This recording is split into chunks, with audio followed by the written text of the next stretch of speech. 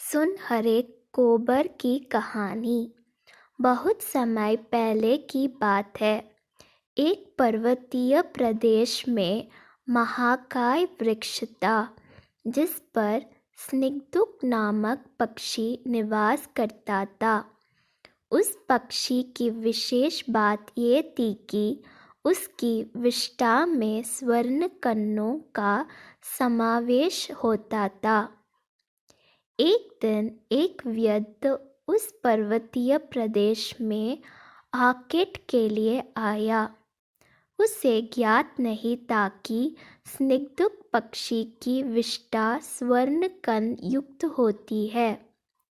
जब वह महाकाय वृक्ष के निकट से गुजरा तो उसकी चेष्टा स्निग्धुक पक्षी को पकड़ने की नहीं थी, किंतु जैसे ही वह आगे बढ़ने लगा, स्निग्धुक पक्षी के मूर्खता की ओर उसके सामने ही स्वर्ण कण युक्त विष्ठा कर दी।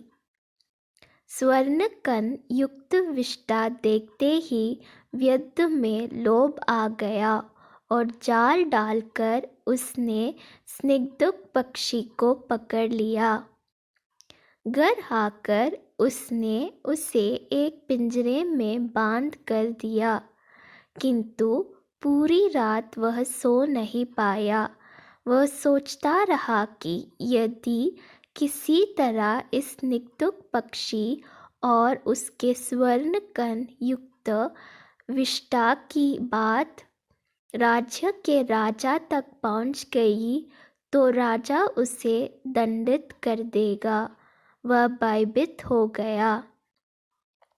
दंड से बचने के लिए उसने निर्णय किया कि वह स्वयं ही राजा से भेंट कर स्निग्धुक पक्षी के विषय में उन्हें जानकारी दे देगा और उपहार स्वरूप वह पक्षी भी उन्हें दे देगा। अगले ही दिन वह राजा से भेंट करने राज दरबार पहुंच गया। वहां उसने स्निग्धुक पक्षी प्रस्तुत करते हुए उसकी स्वर्ण कण युक्त विष्ठा के विषय में राजा को सब कुछ बता दिया। पूरी बात जानकर राजा ने अपने सेवकों को आदेश दिया कि वे स्निग्धुक पक्षी व्यक्ति से लेकर उसका विशेष ध्यान रखें। सेवकों ने वैसा ही किया। उस समय दरबार में राजा का मंत्री भी उपस्थित था और ये सारा घटनाक्रम देख रहा था। उसे व्यक्ति के बातें मूर्खतापूर्ण लगी।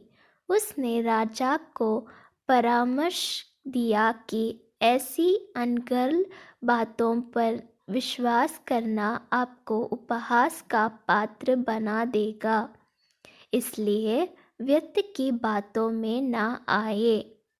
राजा ने मंत्री की सलाह मान ली और सेवकों को आदेश दिया कि स्निग्धुक पक्षी को स्वतंत्रता कर दिया आए। सेवकों ने आदेश का पालन करने हुए स्निग्धुक पक्षी को छोड़ दिया। पिंजरे से बाहर निकलने के बाद स्निग्धुक पक्षी उड़कर राजमहल के प्रवेश द्वार पर बैठ गया और वहां से जान के पूर्व पुनः स्वर्ण कण युक्त विष्ठा कर गया। जाने के पूर्व उसने कहा, पूर्व स्वदाह मूर्खों द्वितीय पशबंधक ततो राजा च मंत्री च स्वर वे मूर्ख मंडलम। अर्थात सबसे पहले मूर्ख मैं था, जिसने व्यक्ति के समक्ष विष्ठा करके अपनी मूर्खता का परिचय दिया।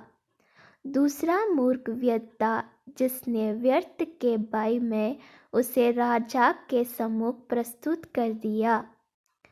संदोपारंत राजा और मंत्री तो मूर्खों के मूर्ख निकले। जिन्होंने व्यद्ध के कथन पर विश्वास न कर उसे छोड़ दिया। इस प्रकार इस राज्य में मूर्ख मंडली का जमवाड़ा है।